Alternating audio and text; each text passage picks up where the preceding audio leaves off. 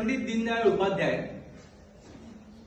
यांचा जन्म म्हणजे त्यांचं जे कुटुंब आहे ते तसं मथुरा जिल्ह्यामध्ये उत्तर प्रदेशातल्या आणि छोटंसं गाव, खरं म्हणजे अगदी नागला चंद्रभाग नावाचं एक छोटंसं गाव होतं.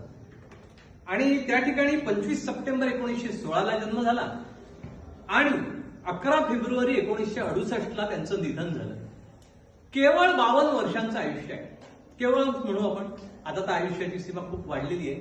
केवळ 52 वर्षांचं आयुष्य आहे तसं म्हटलं तर, पण या 52 वर्षाच्या आयुष्यामध्ये जगामध्ये एक विचारवंत अशी ओळख त्यांची त्या ठिकाणी झालेली आहे. एका माणसाचं साहित्य किती असू शकतं. मी ग्रंथालयात गेलो, आमच्याकडे ग्रंथालयामध्ये 3 खंड आहेत. दुसऱ्या एका ग्रंथालयामध्ये गेल्यानंतर लक्षात आलं हिंदीमध्ये त्यांच्या साहित्याचे त्यांनी जे लिहिलं त्या साहित्याचे 14 खंड आहेत. 14, 500 पेक्षा जास्त पानं आहेत प्रत्येक खंडाचे. इतकं प्रचंड लिखाण, आणि फक्त लिखाण नाही, ते बोललेले आहेत, सातत्याने त्याच्यावर जगलेले आहेत, चिंतन केलेलं आहे. जेव्हा आपण ज्ञानाच्या संदर्भात वेगवेगळ्या गोष्टी लोकांची नावं घेतो तर पंडित दीनदयाळजींचं नाव सुद्धा त्याच्यामध्ये स्वाभाविकपणे या पहिल्या यादीमध्ये येईल असं ते 14 खंड पाहून मला त्या ठिकाणी वाटलं. यात त्यांचा जो जन्म त्यांचे वडील भगवती प्रसाद, आई रामप्यारी ते होते. आणि अगदी लहान असताना म्हणजे अगदी 2 वर्षाचे पण दीनदयाल म्हणजे या ठिकाणी आपण दिना म्हणायचे त्यांना. तर हा दिना किंवा दीनदयाल हे 2 वर्षाचे असतानाच वडिलांची फिरतीची नोकरी, घरी थोडी गरिबीची परिस्थिती, आजकालची नोकरीची स्थिती तेव्हा नव्हती आणि त्याच्यामुळे त्या गरिबीच्या स्थितीत ते आपल्या आजोळी म्हणजे आईच्या वडिलांकडे गेलेले असतानाच वडिलांचं निधन झालं. ती बातमी आली, दुःखाचा डोंगर कोसळला, तिकडेच राहावं लागलं एका अर्थाने आजोळी. आईचं सुद्धा, आईला तो धक्का सहन झाला नाही. 4-5 वर्षांमध्ये त्यावेळेस क्षयरोग व्हायचा, चिंता, जेवण कमी, या सगळ्या गोष्टींमुळे त्यांचंही त्या क्षयरोगाने निधन झालं. केवळ 5व्या वर्षी आई आणि वडील गेल्यामुळे अनाथ झाले. मामाकडे राहायला लागले, आजोबांकडे राहायला लागले.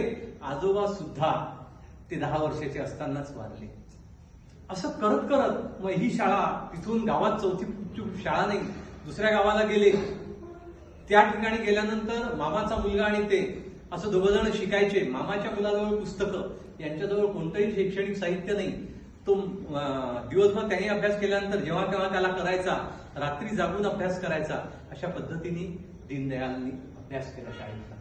पण मुळात कोणतंही काम करायचं एक स्वभाव, देणगी की आणि स्वतः त्याच्यामध्ये प्रयत्न केल्यामुळे स्वतःच्या स्वभावाचा कसा परिणाम होतो, तर अभ्यास करताना मेधावी विद्यार्थी म्हणूनच ते शाळेमध्ये राहिले. अशा पद्धतीने पुढे पुढे जात असताना त्यांचा लहान भाऊ होता. अतिशय प्रेम त्यांचं, आधीच आई वडील लवकर वारलेले आणि तो लहान भाऊ म्हणजे मोठा भाऊ हा जणू काही वडिलांसारखा. त्या अर्थाने अशी भावना त्या त्यांची त्या आपल्या भावाप्रती. आणि तो जो भाऊ, त्याला सुद्धा त्या ठिकाणी शिवदयाळ नाव त्याचं होतं. तो सुद्धा त्यावेळेस विषम ज्वर, टायफॉइड आज आपण काही मानत नाही, त्या काळात तर टायफॉइडनी, त्या विषम ज्वराने तो सुद्धा वारला. सगळं अगदी सैरभैर झालं वातावरण. त्यातून कसे बसे दीनदयाळ सावरले. कारण एक मामाच होता, राधारमण नावाचे मामा, तेच होते एक की जे सावरायला त्या ठिकाणी होते. आणि या मामांच्याही आजारात त्यांनी खरं म्हणजे सेवा केली. हे जे काही दीनदयाळ नाव आलेलं आहे त्याची सुरुवात खरं म्हणजे लहानपणापासून. आता आपण जेव्हा महामानवांचा विचार करतो, एखादा असेल तर तो म्हणेल मोठा झाल्यानंतर आपण अनेक ठिकाणी ऐकतो, मला काहीच मिळालं नाही लहानपणी, काय करणार आहे मी. अनेक जण म्हणतात आम्ही बाबा लहान गावातून आलो. माझ्या सोबतचे तर अनेक लोक म्हणतात आम्ही काय बाबा लहान गावातून आलो, आम्हाला काहीच गायडन्स नव्हतं, काय करणार आहे म्हणून हेच केलं तेच केलं, काहीच झालं नाही, काहीच मिळालं नाही दीनदयाळांना लहानपणी. स्वतःचं घर नाही, स्वतःच्या घरी पोटभर जेवण नाही, आणि कोणतीही अशी स्थिती नव्हती, स्वतःचे पुस्तकं नाही. आणि तरी 8वी 9वी मध्ये त्यांनी चांगला अभ्यास केला. अभ्यास केल्यानंतर 10वी मध्ये आजारी पडले तरी आले, परत अभ्यास केला. आणि महत्वाचं म्हणजे हुशार तर होतेच, त्यांना गणिताची चांगली आवड होती. गणित आणि भूमिती या विषयामध्ये त्यांना एक पदक मिळालं त्या बोर्डामधलं. आणि ते पदक मिळाल्यानंतर ते सिकरला त्या शाळेमध्ये होते. सिकरची शाळा, ते सिकर हे संस्थान होतं. त्या सिकरच्या महाराजांना कौतुक वाटलं त्या मुलाचं. त्यांच्या माध्यमातूनच ती शाळा चालायची. त्यांनी विचारलं की तुला मी काय देऊ, तू एवढं पदक मिळवलेलं आहे, तुला मी काय देऊ. दीनदयाळजींचं उत्तर त्यावेळेस चकित करून टाकणार आहे. मला फक्त तुमचे आशीर्वाद द्या. ही गोष्ट वेगळी की पुढच्या शिक्षणाची व्यवस्था महाराजांनी स्वतःहून त्यामुळे ते इतके म्हणजे त्यांना आश्चर्य त्या गोष्टीचं वाटलं की ज्या व्यक्तीजवळ स्वतःजवळ काही नाहीये त्याला विचारतोय स्वतःहून आपण राजे आहे आपण आणि तो सांगतोय की मला फक्त तुमचे आशीर्वाद.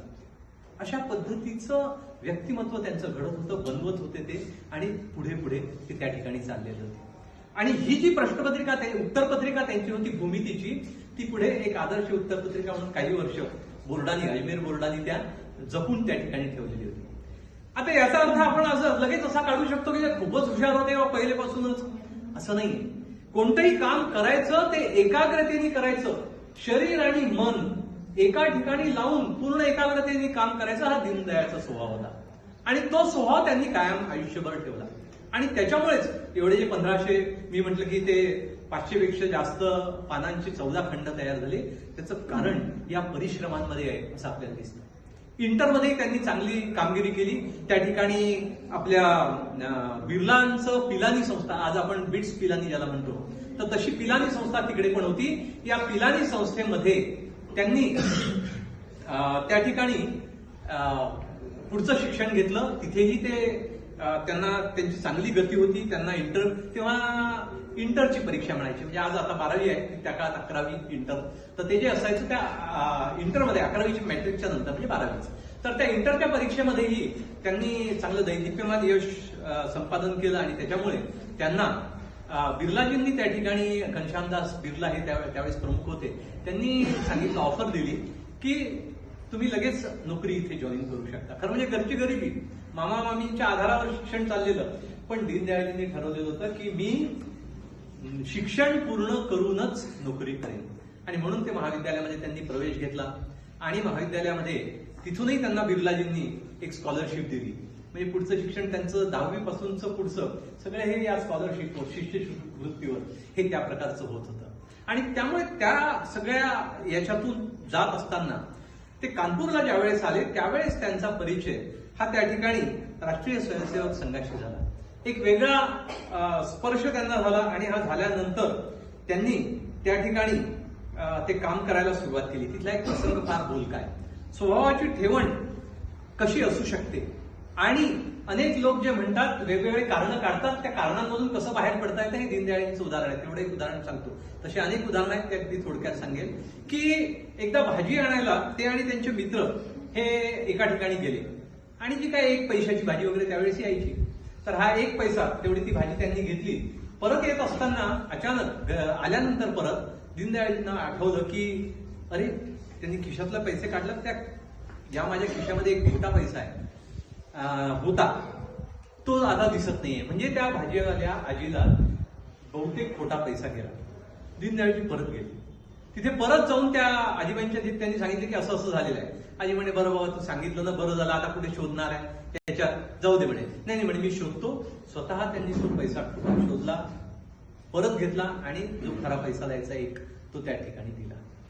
अशा पद्धतीने की जो माझं नाही जे ते मी कोणत्याही स्थितीत घेणार नाही. मला असं वाटतं आज गोष्ट मोठी वाटत नाही आपल्याला, पण हा स्वभाव आपण जर भारतीय कुटुंबांमध्ये पाहिला, आपल्या सामान्य लोकांमध्ये पाहिला तर दिसतो अनेक ठिकाणी. तो आपल्याला खरं म्हटलं तर या सगळ्या दीनदयाळजींच्या या सगळ्या प्रसंगातून आपल्याला पाहायला मिळतो. तर दीनदयाळजी संघाचं काम करायला लागले. त्याच्यानंतर त्याची जबाबदारी त्यांनी घेतली. त्याच्यानंतर नोकरीसाठी त्यांनी अर्ज भरला, कारण मामा मामींची फार इच्छा होती आणि त्या काळात ब्रिटिश काळ होता आणि त्यांनी परीक्षा दिली. त्यांना वाटलं ठीक आहे काय देऊन पाहू. मामा मामींना वाटलं पाहिजे की परीक्षा दिली, परीक्षेत उत्तीर्ण झाले आणि मग त्यावेळेस असं होतं की कोट पॅन्ट मध्ये जावं लागायचं ब्रिटिशांच्या काळात.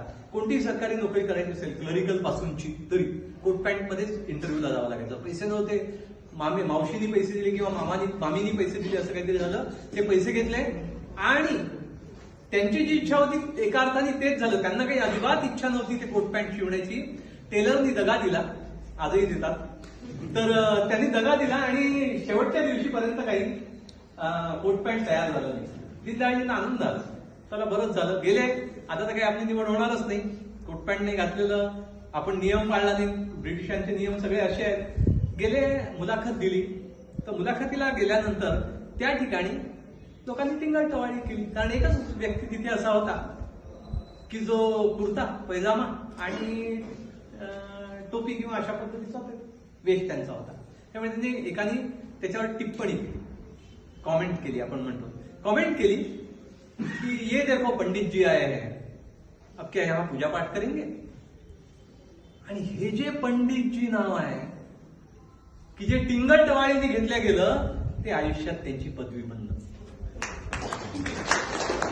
आपण म्हणतो एखाद्या गोष्टीचा याची जोड आपल्याला देता येईल की संकटाला सुद्धा संधीमध्ये परावर्तित करणं एका अर्थाने. आणि मग इंटरव्ह्यू दिला, त्यांना चांगला गेला, पण त्यांना माहित होतं आपली निवड होणार नाही.